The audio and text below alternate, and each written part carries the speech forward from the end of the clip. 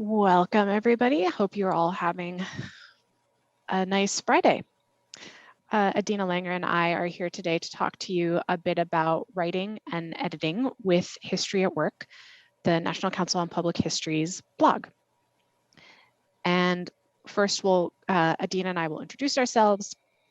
I'll talk a bit about what History at Work publishes, why you might consider publishing with the blog if you haven't before, talk a little bit about why you might be interested in editing with the blog.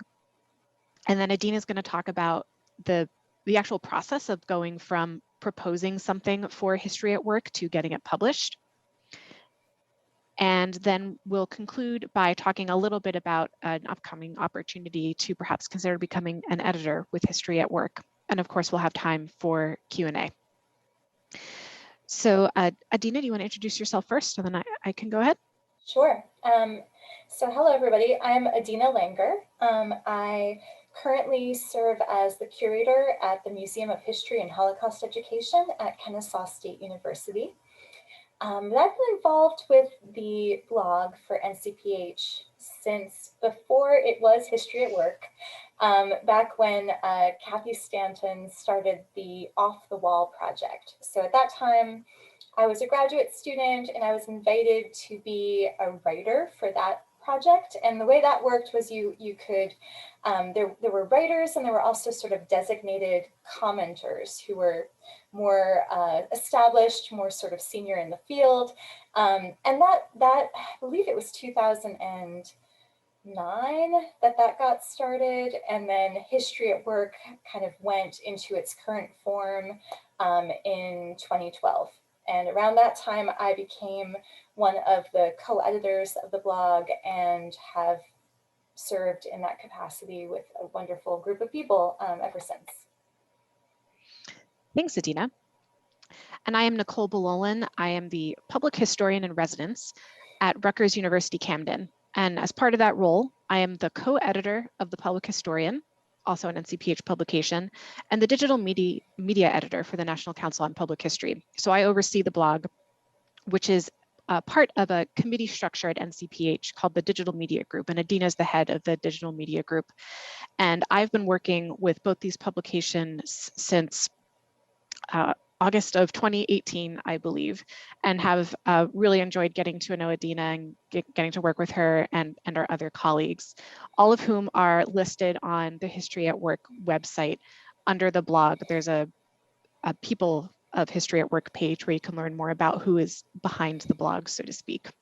And I'll also note that Nicole wrote for the blog before she was in any of these positions, went through kind of that normal process and, you know, contributed in that way too. Thanks, Adina. So first I'll talk a little bit about what we publish, if you're not already familiar with the blog. We like to think that the blog reflects the field's diversity and its innovation, your innovation, all the innovative work that you are doing. We publish all sorts of pieces that fit roughly into categories. There are probably some that fall outside those categories, but I'll highlight a few of them here today. So we publish pieces about doing public history at work.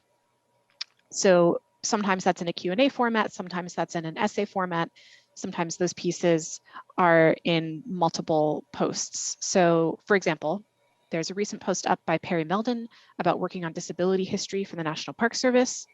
And we also recently published a two-part piece by James Newberry about doing Black history in Georgia.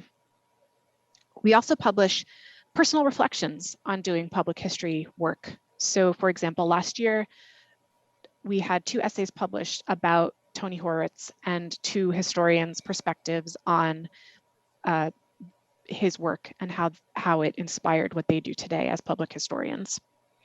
Recently, we also had Elena Roberts write about family history and personal history and how that was related to the Tulsa Massacre of 1921.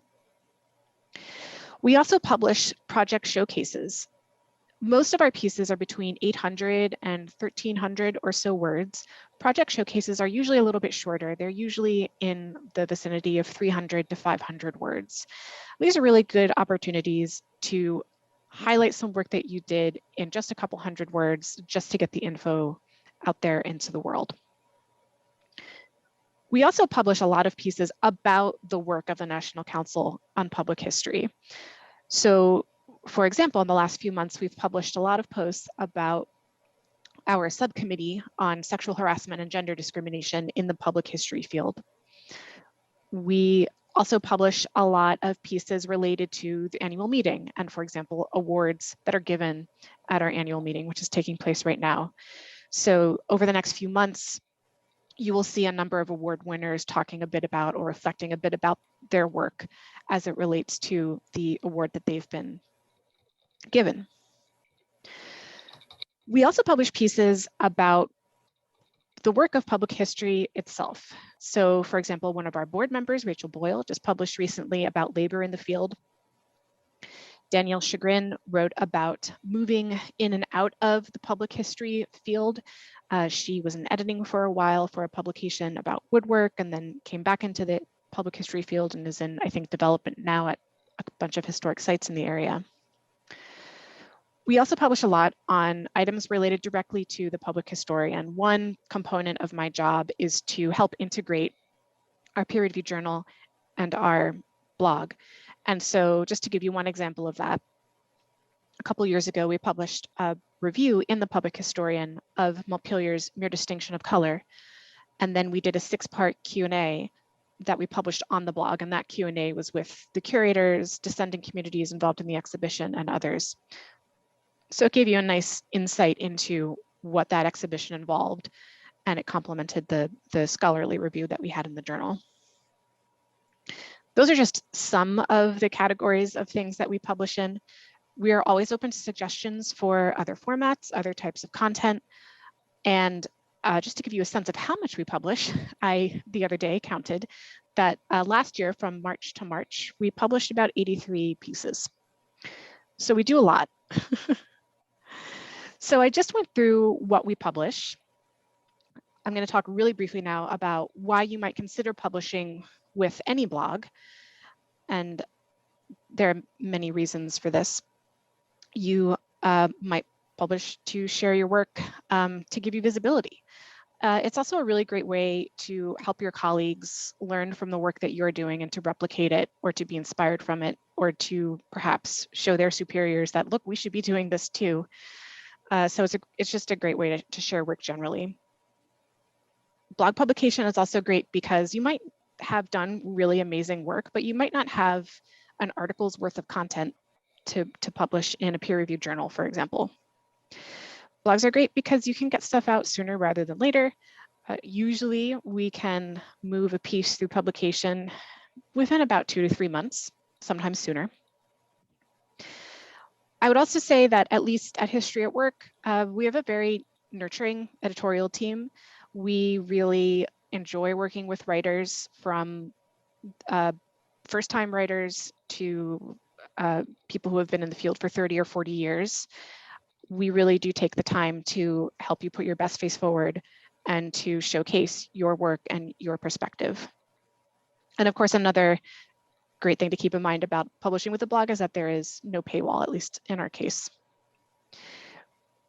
When Adina goes through talking about going from pitch to post in a minute, she'll also talk a little bit about the editorial process. And I'd love for you to keep that in mind, because in the coming weeks, we will be recruiting for additional volunteer editors. Editing with a blog is a great way to broaden your understanding of the field. It's a great opportunity for skill building. Editorial skills are not all that common and really useful and transferable to other nonprofit work. And of course, editing with the blog would also help with expanding your network. So Adina, before you go on to the whole process of going from pitch to post, is there anything that you would like to add to what I just said? Sure.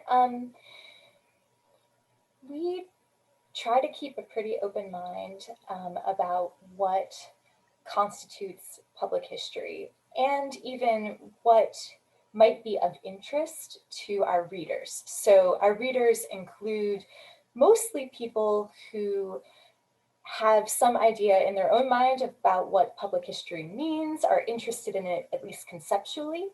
They might be self-described public historians. They might be sort of affiliated or associated, tangential. But what goes up on the blog is not just something that would be officially determined to be public history, but might be a highlighting of a local effort that seems to you, the writer, like it relates to public history in some way and would be interest to readers. And that's partly where this pitch process comes in. And maybe I can just sort of segue right into that. So the blog itself has evolved over the years to the form that it currently exists in, where we have streamlined the process of proposing material to go into the blog and how it's edited. We used to, just as an aside, we used to have sort of sections that were based on interest groups within NCPH, roughly aligned with the committee structure to some extent, and each one had a set of editors who were sort of affiliated or associated with that committee structure. But we discovered kind of organically that there were more overlaps in our subject matter than there were separations.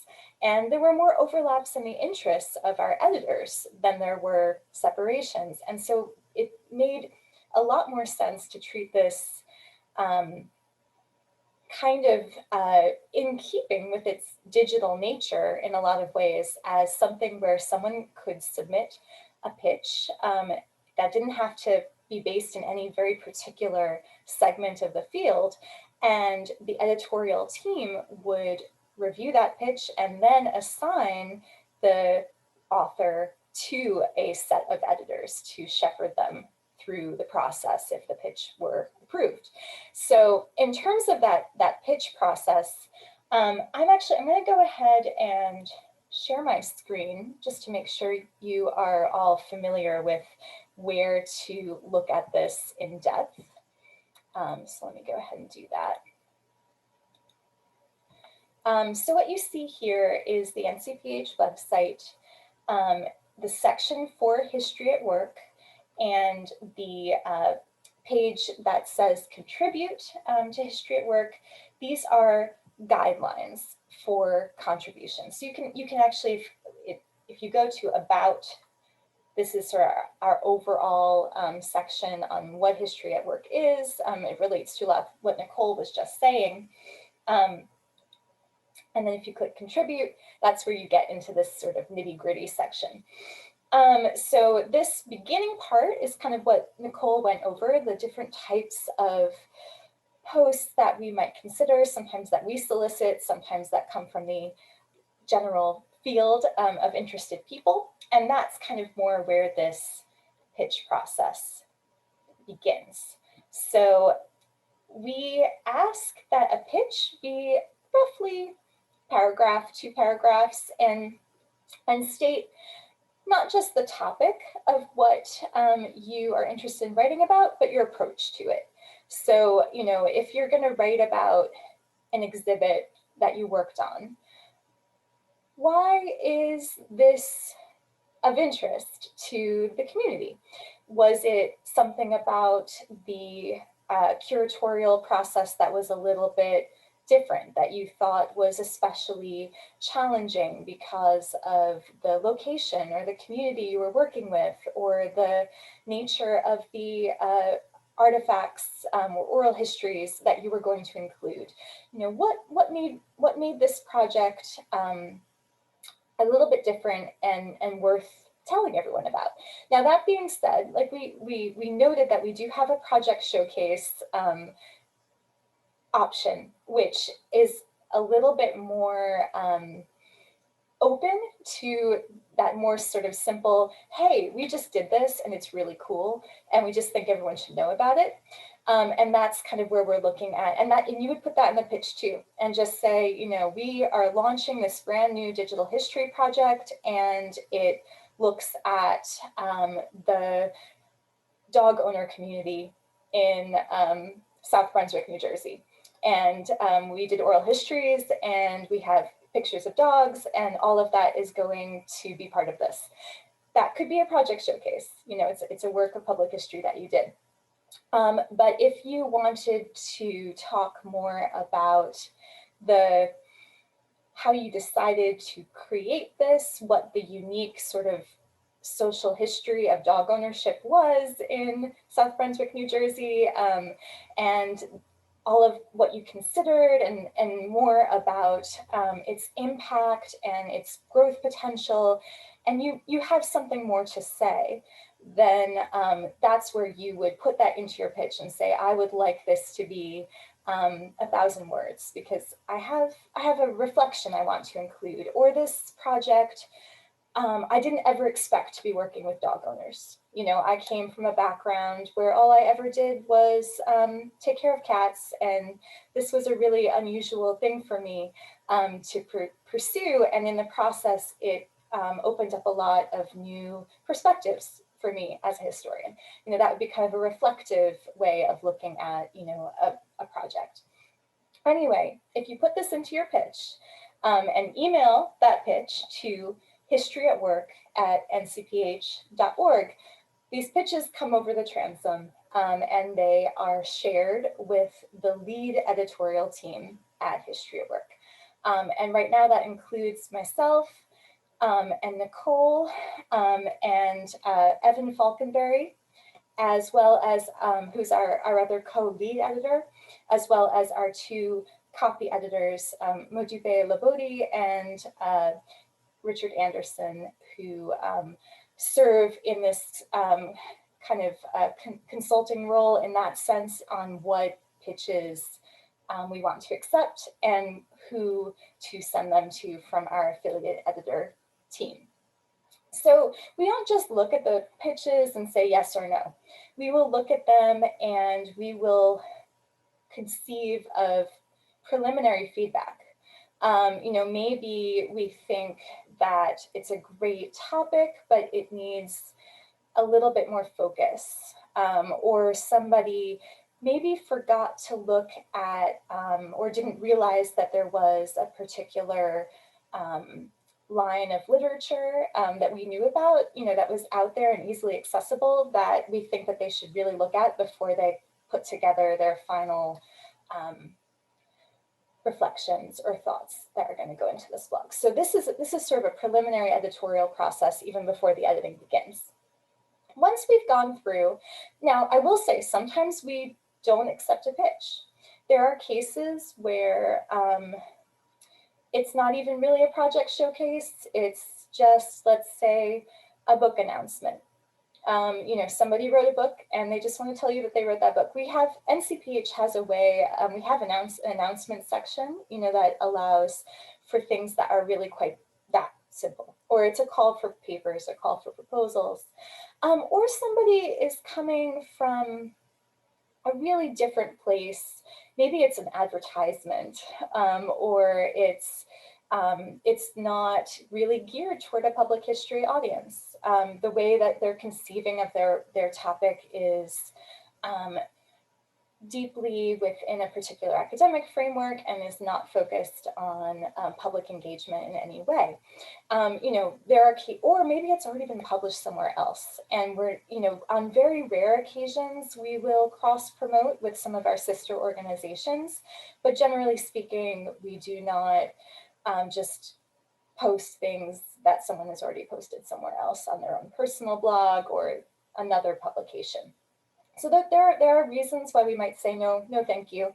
But once we've said, yeah, we're going to work with this, it will go into sort of the next step in the process.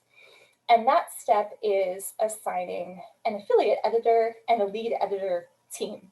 So we often say that the blog is not peer-reviewed in sort of the blind peer-reviewed sense that an academic journal is, but it is peer-edited.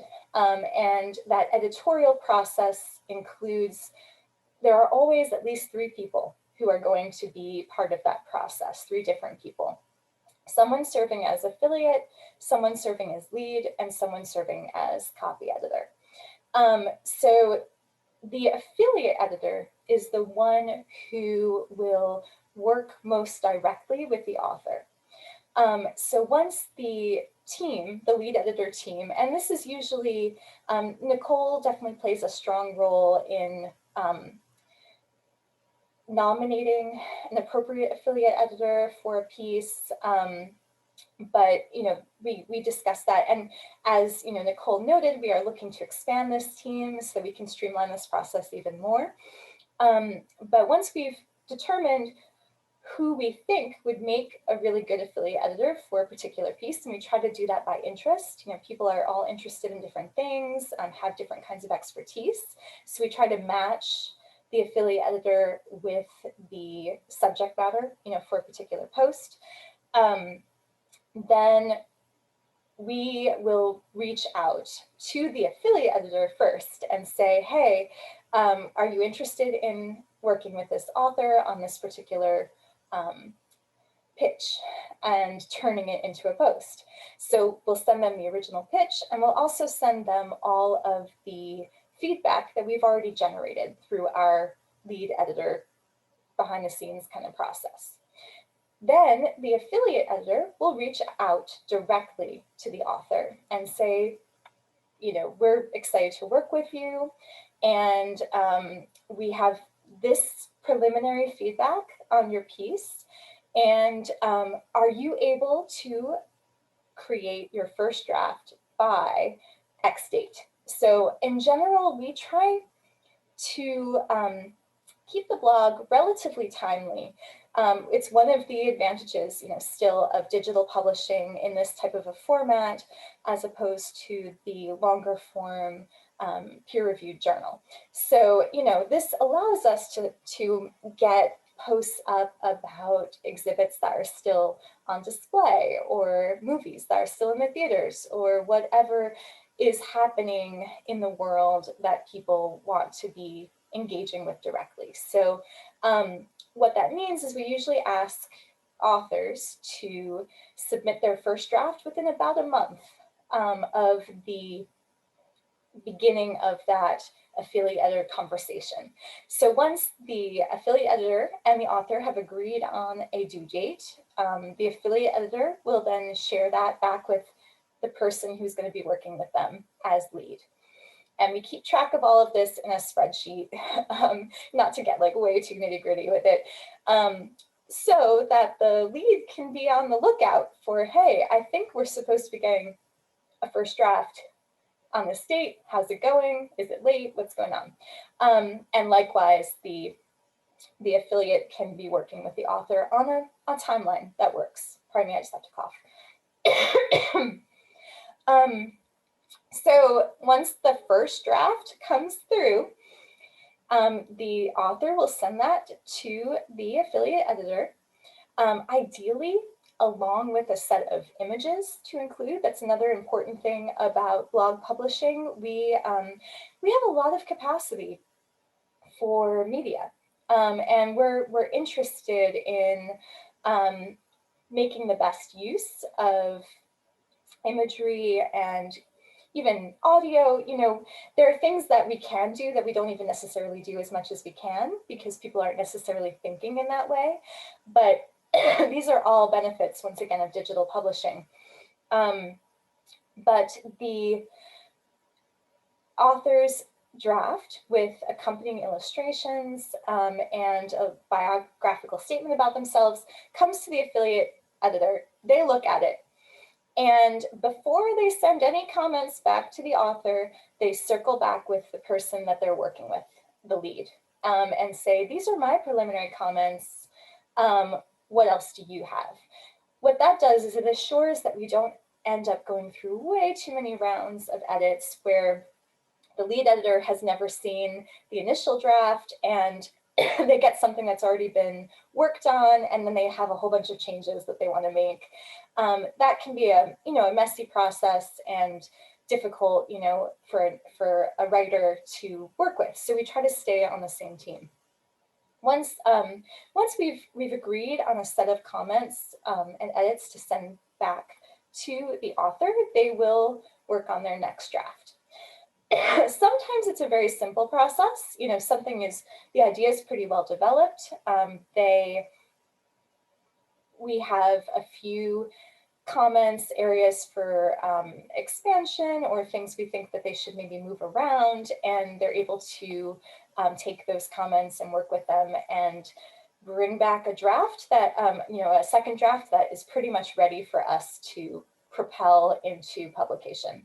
But sometimes it's more complicated than that. Sometimes somebody will send an initial draft where this is one of the most common things, where they bury the lead. So we talk about this a lot because digital publishing also has, if I'm still sharing my screen, so let me, go back to our actual, main site. As you can see on the landing page, we've got a little bit of space where you're going to get some preliminary information about what a post says. And you have to want to click this read more tag. If you are not intrigued and you don't want to click that read more tag, you won't. So one of the things that we work with authors on is making sure that they place the main idea, or at least a version of it, within the space that can go kind of above that read more tag. And that helps to pique everyone's interest, and they can always circle back around to how they came to that idea, that kind of more linear process that sometimes people will follow. But sometimes, so sometimes it takes a little bit more work with the author, more than one round, to kind of get them to that place where the structure works really well for the blog. But once that has happened and we've gone through our edits, the affiliate editor will then upload the piece to our backend, which is a WordPress backend. And I do have just a quick, image of what this basically looks like. Anyone who's worked with WordPress, it's pretty standard. We have a process where we have a number of different statuses that help us on the back end kind of manage the process. And we also use a calendar to place posts once they're uploaded and are ready to consider, and place them in the actual schedule. The affiliate editor is not responsible for scheduling the post. That falls within the purview of the lead editor and the copy editor team. They are responsible for uploading it and making sure the format basically works, and also adding relevant tags. So in the post, as you can see it on the blog, we have the title, we have the author, so the affiliate editor will make sure that the author is in the system and placed in there properly. And then we have a series of tags that we use to link together relevant materials over the years. Sometimes these relate directly to NCPH administrative categories, or hey, this all has to do with the 2021 annual meeting. Those will all get a tag that's specific to that year. But generally speaking, we try to use certain tags over and over again so that they are going to hold a good number of related entries. So if I were to click on National Park Service, for example, we have over the years had a large number of pieces that relate in some fashion to National Park Service. The same thing is true of Accessibility, and this gives people a chance, it goes in reverse chronological order, so you can kind of easily see how the conversation has carried, over the years. So tags, author, proper formatting, images uploaded properly to the system, images given necessary descriptors for screen readers, all of that goes into the affiliate editor's task as they are uploading this version of the post. They then will mark the post as ready for their particular lead. And also inform that person that there's a post ready for them to look at. This is the last kind of overall sort of editorial glance that a piece is going to get. Sometimes something is noticed there that we do need to circle back to the author, but normally at this point, it's mostly a matter of formatting issues and kind of just confirming details, making sure all the links work. And the lead editor might add additional tags or delete some, make little tweaks. They will then also look at the calendar, as we were looking at it, and determine, this day is really busy and we need to move something, we need to schedule something next week or 2 weeks ahead. As you can see, around a conference, we often have a lot of posts all at the same time.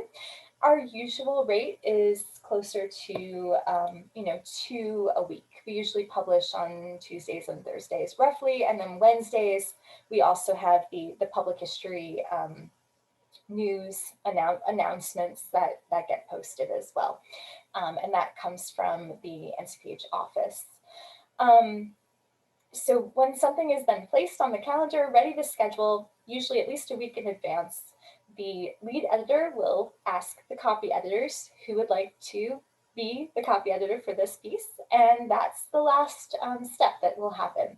They will look it over one more time, make sure all the formatting is correct. Sometimes they'll catch things once again that require us to go back and check on something, but usually it's ready to go. They schedule it and it will appear on the blog on its appropriate day. Nicole, did I miss anything there? I don't think so. That was extremely thorough. One thing I might add at this moment is if you're interested ever in proposing something for history at work and you're not even ready to write a pitch, you are more than welcome to get in touch with me or any of the other editors. Maybe you know somebody who edits for the blog, and to talk about your idea first. I do that with editors for my own writing. I find it to be really helpful, and it can make the proposal process a lot less painless. Not that it is painful, but it will just go more smoothly.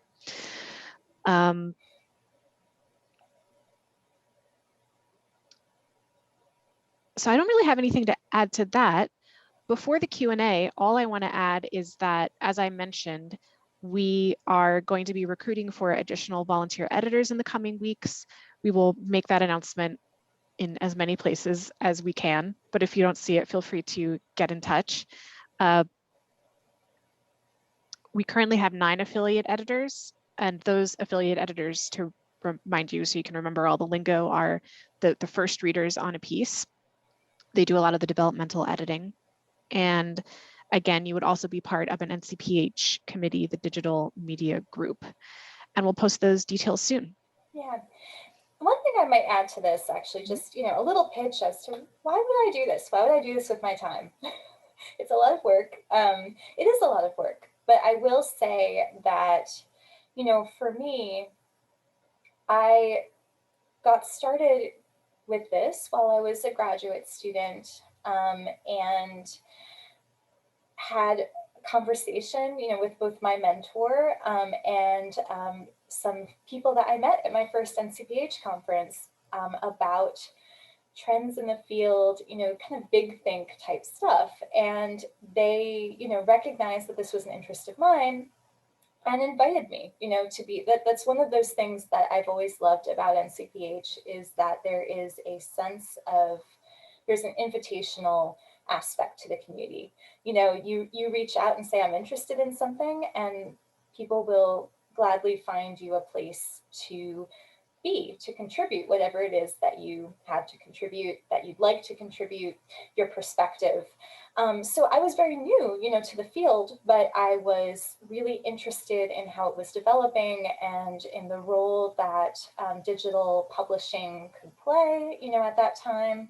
And I was able to gain experience first by writing, improve my writing for a public audience. Before I had, my most public facing work as a public historian, this was sort of out there first. And then I gained, through working with editors, a sense for what that work was like. So, there was an opportunity to sort of shadow, the editors that I worked with and learn about what process work made a piece of writing go from a good idea to something that communicates really well. And in doing this work, over the past decade, I think it has improved my ability to work in other aspects of my career. Both, I write a lot of museum text. It has to be very concise. It has to be geared toward a very particular audience. I know when I'm using jargon, when I'm not using jargon, when I can sort of fit back and forth between different modes, how much voice, personal voice to use, how much institutional voice to use or not use. And a lot of that can really be honed through this kind of work. So if it's something that you even just have a little inkling that might be fun for you, that you've never done before, please reach out. And writing and editing are different from each other. So there are some people who don't really want to write for a public audience, but have a great ear for what makes for good writing. And those people should feel free to volunteer to work as an editor without necessarily having a great amount of experience as a writer. Sometimes they're different skills. Yeah, absolutely. I'll briefly share, some things that I've really enjoyed or have learned from editing professionally. I grew up with a mother who's an English teacher, and my grammar was constantly being corrected. So I grew up in a very sort of rigid grammatical world, and I think I'm proud to say that I have loosened up a little bit in terms of what something should look like as an edited and published piece. And that's a lot of fun, because sometimes people who write for us, to use a recent example, somebody wanted to publish a lot of quotations. And I personally, in my writing, I never end a paragraph with somebody else's words. I don't like reading block quotations, but the writer had a really good reason as to why they wanted to include these quotations, a public history reason. And once they said that, no problem. I totally understood why they wanted to use those quotations in that way. And it really enriched the piece and expanded my understanding of the type of public history work that they were doing that I've never done. So editing has made me more accepting of other people's perspectives, for lack of a better word. And obviously that's a good thing. So we've talked a lot. Are there any questions or comments from any of you about publishing and public history generally, or NCPH publications specifically? And I'm gonna go over to the chat in the conference platform to see if there's anything in there, which I don't see. Oh, here we go. How much time do people put in as an editor on average? This is a really good question, Linda. We are currently polling our editors to find out more about that. And it varies depending on the type of editorial role you have. And we're getting a little more information on that. And when we put out that call for additional editors, we will let you know what that time commitment looks like. That said, I am personally very dedicated to making any writing or editing work people do for the National Council on Public History a sustainable and enjoyable contribution. So there is room for people with different capacities for sure. So I'm sorry I can't give you a precise number right now. You're welcome.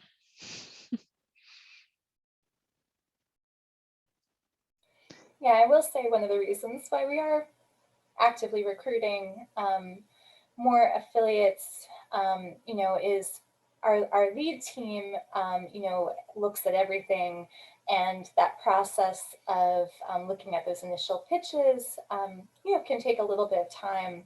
And it's nice to have, if you're an affiliate, you don't have to be involved in that part. You're really dedicated to getting the piece that you're working on at that time. And the more affiliates we have, the fewer we have working on more than one thing, at the same time, from that beginning part to the end. And then our lead team can focus on sort of the multiple contributions that they're looking at the same time, without feeling quite as time burdened. WordPress can be a little annoying to work with. So, it's nice to not have too many roles that require you to do that really nitpicky work of making sure that everything is lined up right. And if you're an affiliate, you should only be really working on one of those at a time. We do have a question from somebody in the other platform chat from Sarah Jones at the Missouri State Museum. You help improve authors' writing for a public audience. Any suggestions on ways new historians switching from academia to more public history roles can improve their writing for a public audience? It's a great question, Sarah. Do you have any thoughts on that, Adina? Or that is a great question. I always try to approach this with a sense for what that public audience is. Now, this is one of those perennial questions in public history, the quote unquote general public. This is not really a thing. It is and it isn't, so you can think about, yes, anyone in the world can look at the History at Work blog, but there are people who are more or less likely to find it through their networks, who are more or less likely to kind of be pulled into that particular orbit. So you can think of kind of the primary public audience and then kind of your secondary or additional audiences. So to that end, we will often start, if we're approaching a piece and there's a word in there that requires some prior knowledge, we'll think about, who's likely to know what that word means, or in general, or refers to in this particular context. If we think that, readers of our blog, or in my case, if I'm working on a museum exhibit and it's geared toward 7th graders, we're thinking about, if they don't know what that means before they get to this exhibit, and we're not going to deeply explain it here, how can we help them? How can we contextualize it or refer? In the blog, we can often do this through links. Here's a link to a resource that will help you understand what we mean in this particular context. But I guess the short answer is think about prior knowledge, expectations for what the people who are accessing your materials may or may not already know about it. I totally agree with that. That specific audience is super important. I have a lot of things that come up a lot that I think a lot about and look for when I edit, that I look for both with academic writing, but also for more public history oriented writing. So I find that lots of people don't define their terms. And I don't ask people to define their terms to be annoying. I ask people to define their terms like social justice because there's so many different ways to define that. And I really want to know what your perspective is on what that term means and how you're using it in your work. I also think it's important to define terms because I believe that the blog is read by other public historians who probably know phrases like that. But we're also, this writing can be found by anyone. And I think part of being a public historian, of course, is explaining what we do as a field. In terms of other things I think a lot about when I edit in any context, I'm always looking for and pushing people to think more critically about how they integrate images and objects into their writing. I come from a material culture and visual culture background, so that's really important to me and something that we're going to start to pay even a little more attention to through both the public historian as well as history at work. I'm trying to think of other. Those are some big things that come to mind, and always nice to try to have a strong topic sentence in your paragraph, something I also look for a lot. I do it by one tip someone gave me one time is to read something backwards and to see if each paragraph seems to be under one main idea. Thanks, Sarah, for that question.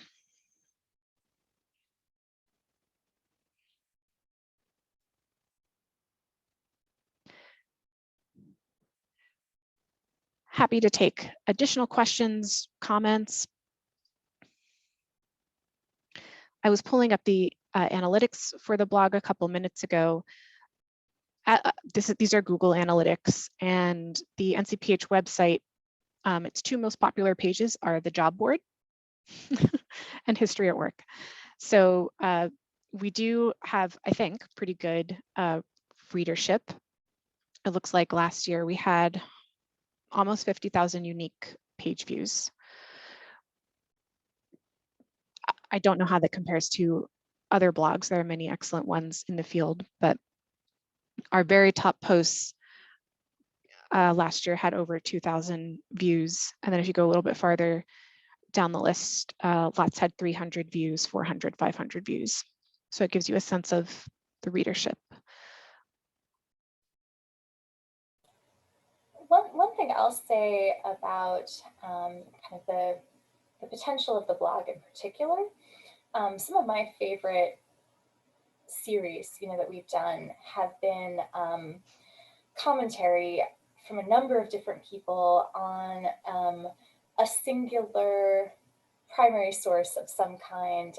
So for example, we had, I think back in 2014, the NCPH president at that time, I believe was Bob Weymouth, and he gave a speech about pulling back the curtain on our work, kind of the importance of making it clear what went on behind the scenes, how public history came to be.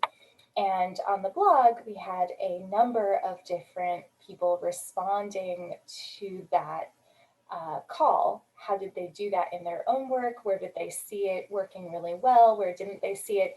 And so we were able to extend a conversation that was happening at the annual meeting into a medium that could be preserved. So now you can go back and you can really see what that conversation looked like at that time. And that's, once again, one of the things I love about this as a digital platform is that searchability, and you can really see these trends as they emerge over time. I think we have another question. So from Linda, I see history work as a great opportunity for those of us already in the field to communicate and share with those new to the field, or those just considering going into the field. Any suggestions for topics along those lines? Any common inquiries from new public historians? I can say that we definitely get a lot of interest in posts that are forthright about job trajectories. People who are willing to come out and talk about maybe how they made the decisions that they made. What were their actual, constraints? I know I wrote a series like that. You know, I've lived in a few different places, and what was it like to follow my partner to a different location and then kind of try to remake myself in the field in that space. And these are often really helpful. I mean, it's going to be a unique experience for each person, but being able to come out and kind of say that in this type of a space, as opposed to the facade that we sometimes like to put on as professionals, where it's like we weather every storm, we are, you know, we're fine all the time. You know, this is a place to kind of, it can be a place to be open and honest about how we are human. We are more than just our, you know, identity professionally, and that's going to be true for everyone. Nicole, you have thoughts on that one? No, that was a great response. I think the public history field is not an easy one to navigate. I'm sure anyone outside the field would say, well, neither is mine, but it's not an easy one to navigate. And there are lots of people going through school, undergrad or grad, who aren't being mentored by people in the field. And so I also gravitate toward those posts and send them to lots of people all the time when they're looking for jobs and I'm trying to help them out.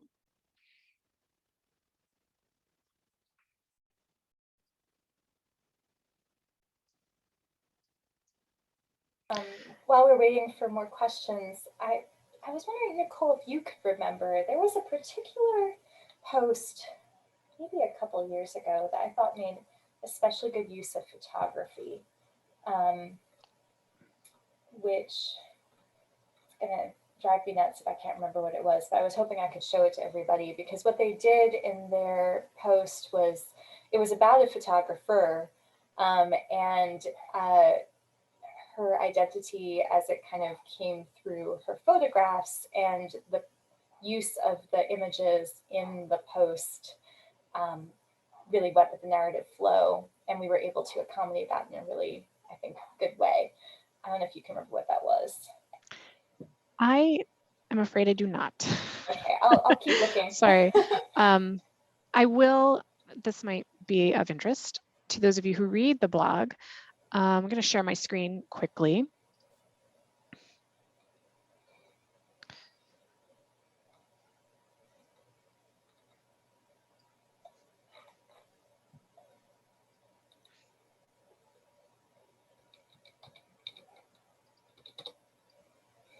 And you should see many tabs open, but also the History at Work website.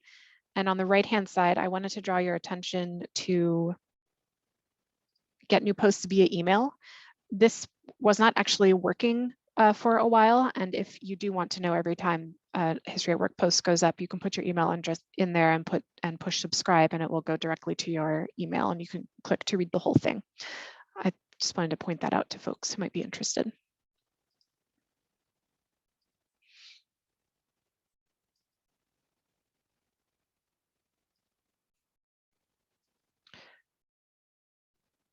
Other questions or thoughts or comments?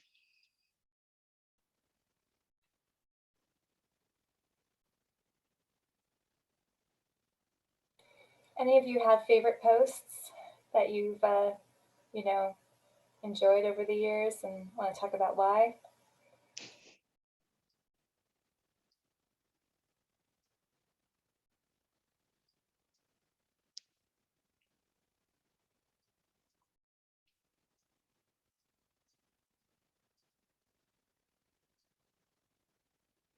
I found the post that I was talking about. Oh, great. Yeah, let me just pull this up and I'll give you a sense of what I was thinking.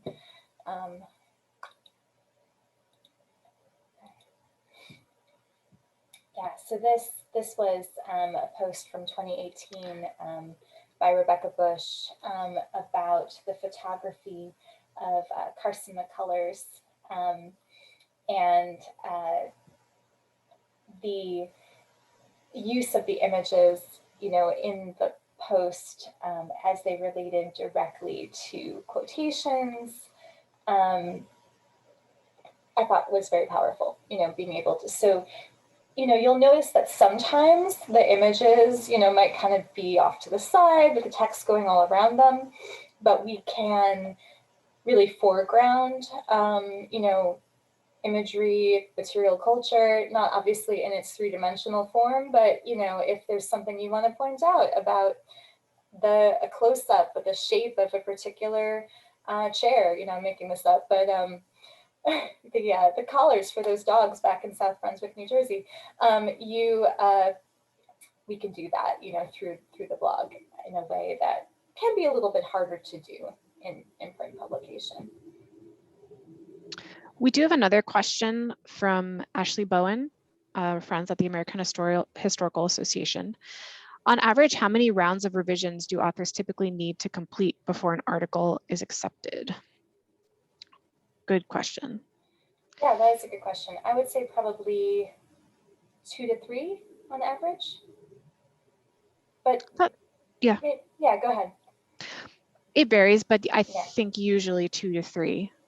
I think lots of people, beginner writers and more seasoned writers, are always surprised by how I think carefully we edit for the blog. And I say that in a good way. It's good for us. It's good for you. Good for the readers.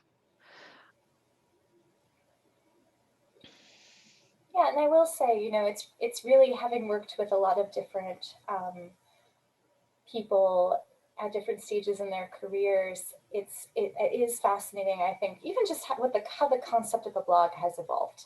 I think in the beginning there was a sense that it was super, super informal, and people could kind of write or say whatever was totally off the cuff, and that maybe was more true a decade ago. And like many things, it has evolved to become a little bit more sophisticated. There are more sort of norms around what we link, how we do links, how we define our terms, like Nicole was talking about, what maybe needs to be cut because it doesn't really belong with the rest of the content. So those are the kinds of things that can sometimes come up in our conversations with writers.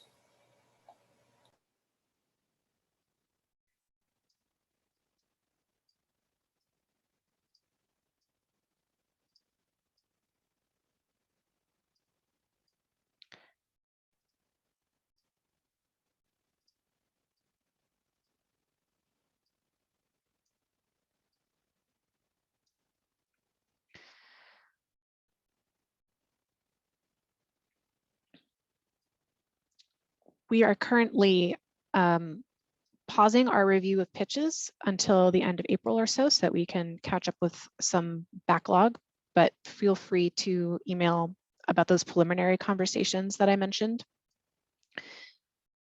I was going to say something else and I totally forgot. Oh, you can pitch on, any public history related topic. But we do have, in case you're interested, this ongoing rolling call for items for either the blog or the public historian about commemoration broadly defined, if that's something that interests you and or relates to your work in some way.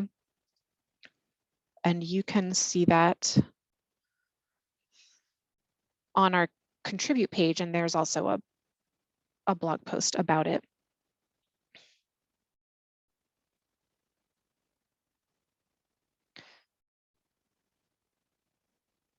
Another thing that happens periodically, we get a full draft instead of a pitch, and we strongly encourage you to send a pitch rather than a full draft. It will greatly streamline the process of hopefully getting published.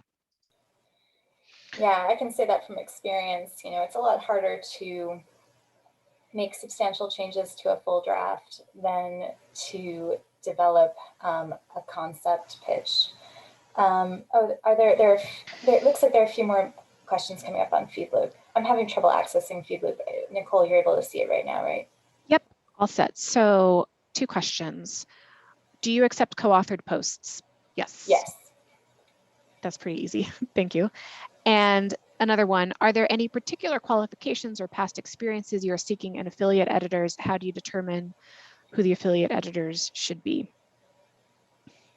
Yeah, those are really, really great questions. I'm trying to think, might make, so when we always ask our affiliate editors, what their areas of interest are, what their background is. I think, over the years, we've sometimes had people with more international scope that we don't necessarily have that right now. We're always interested in diversity writ large, thinking about people who are not in academia, if possible. Now, I will say, to be like completely honest about, understanding of the challenges in the field. If you're not in academia, it can be difficult to do this kind of service work uncompensated for on top of whatever job you are doing. But in terms of trying to broaden our perspective, I think it's a good opportunity in terms of connecting across the field, no matter what you're doing. And I've done it through a number of different types of jobs, working, being a graduate student, working on a large museum, working as a consultant, working as an adjunct, now the job that I'm doing now. And it's been, for me, something that has sustained me kind of through all of those different hats, I guess, that I've worn. Yeah, Nicole, any other thoughts on affiliate editors? Not really. I mean, I would say there's probably no one single composite person that we will be looking for. Yeah, really. I mean, if you bring interest, passion, an open mind to the contributions of your colleagues in the field, across the field, curiosity, a real strong interest in, I often talk to my students that I teach in our public history program that I'm a incurable generalist, which I think is not uncommon for people who are attracted to public history as a field, because I just really enjoy encountering different areas of expertise, different perspectives, whether it's, a scientific take on something, or another linguistic context that I'm, a cultural context that I'm less familiar with, and I want to learn from these people who are interested in sharing themselves through their writing. I see that as a wonderful gift that they're giving the community by being willing to do that. And I feel like, as an editor, that those are good qualities maybe to have. It's just sort of a desire to, take people from where they're coming and just kind of help them communicate really well with the rest of the community. Yeah, I would totally agree with that. When we bring on new editors, I always ask them for a list of areas of special interest or expertise. And we do our best to send things related to those items to those people. But as you can imagine, that's not always possible. So one of the great things, again, about editing, just to reinforce what Adina said, is how much I've learned about other fields and subfields that I absolutely would not be digging into unless I were editing. Somebody also asked if someone wants more information about becoming an editor, where should they send their information? You're welcome to send it directly to me.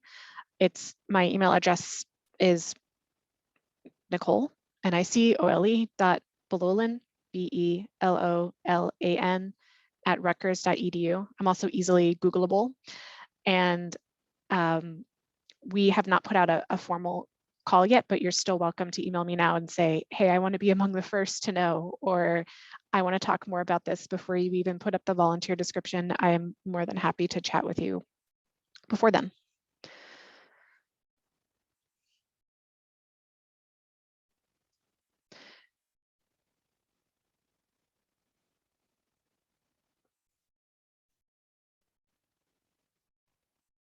I don't see other questions or comments in Feedloop or in the chat. I'm happy to stay here for a couple more minutes. I mean, I don't want to make this go on and if unnecessarily, but we can certainly hang around. And if you are, have something else to do, you can go do it. Maybe enjoy some sunshine. So someone just asked why block quotes would be problematic. It's totally a personal thing. I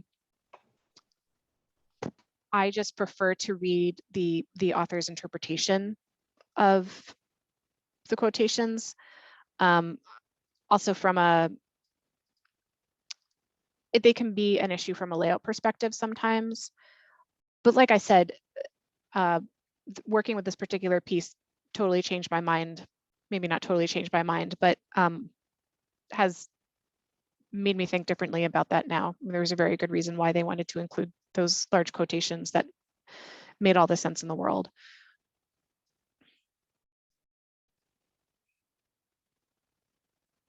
So we're not as rigid as I think some editors get the reputation for. Thanks for asking.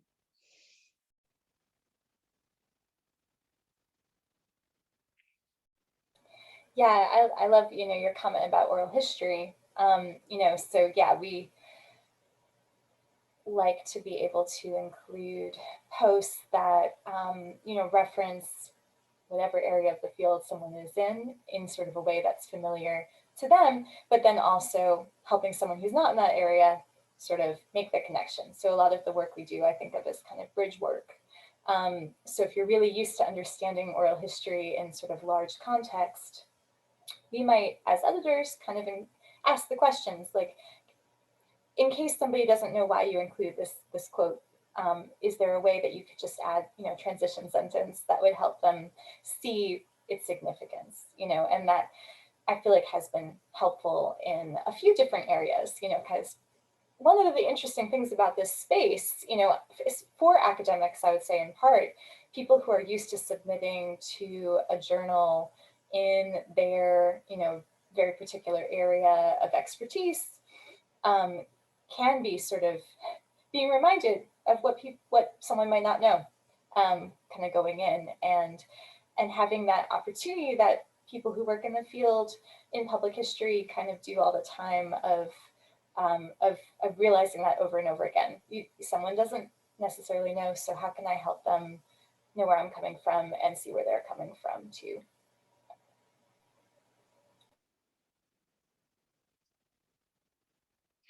I think going back to the quotation thing, I think some of that, at least from my perspective, comes from, as a grader in a classroom setting, many students, when they first start writing and integrating primary sources, yay, or secondary sources, and they use really long quotations.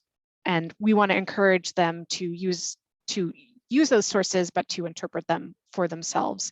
So I think part of it's that teaching background too. But it was different in this case, and I was persuaded. I was thinking about that too, kind of in an interesting way. We've had now a couple of recent pieces. That the one that you're working on, I don't think has been published yet, but the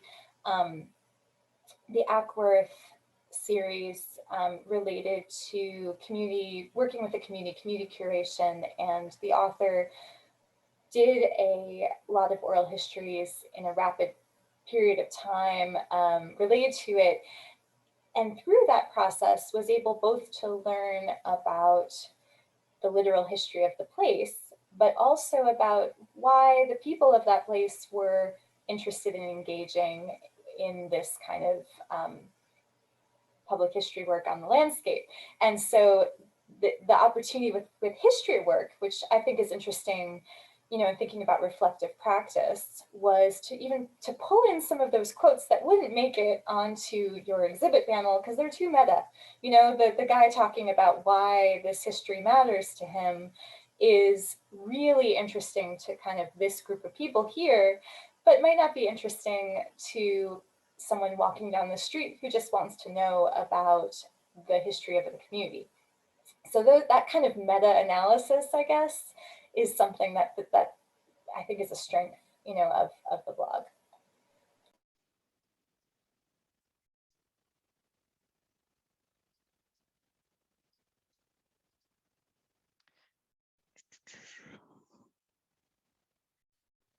Don't see any more questions or comments.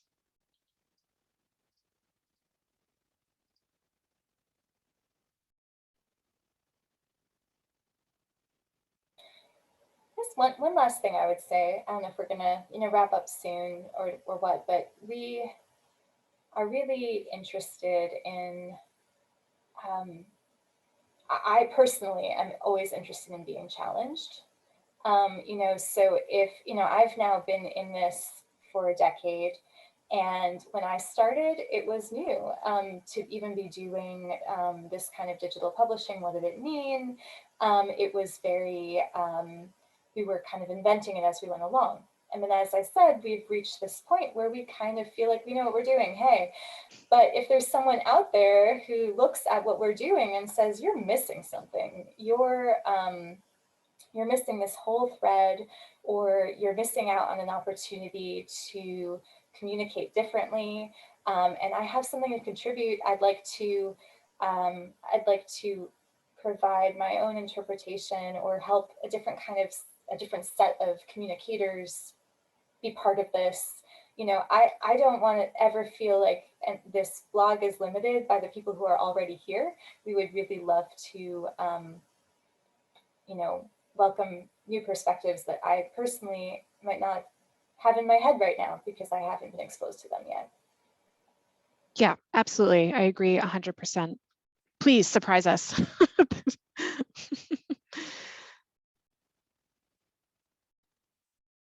We have lots of thanks in the chat.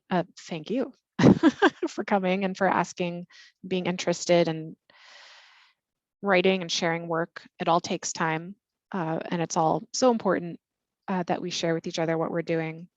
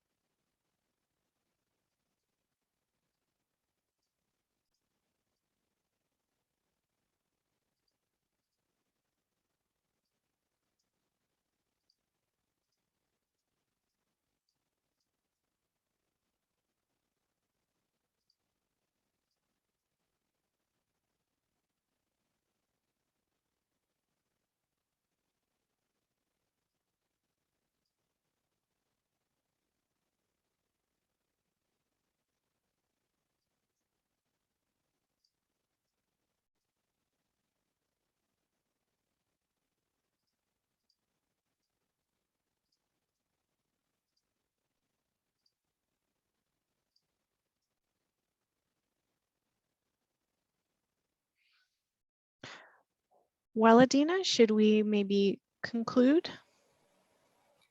think that makes sense. You know where to find us. I'm going to go ahead, just in case anybody wants to reach out to me directly, I'm just going to put my email here in the chat that I usually use for NCPH related work. And you are more than welcome to reach out to me.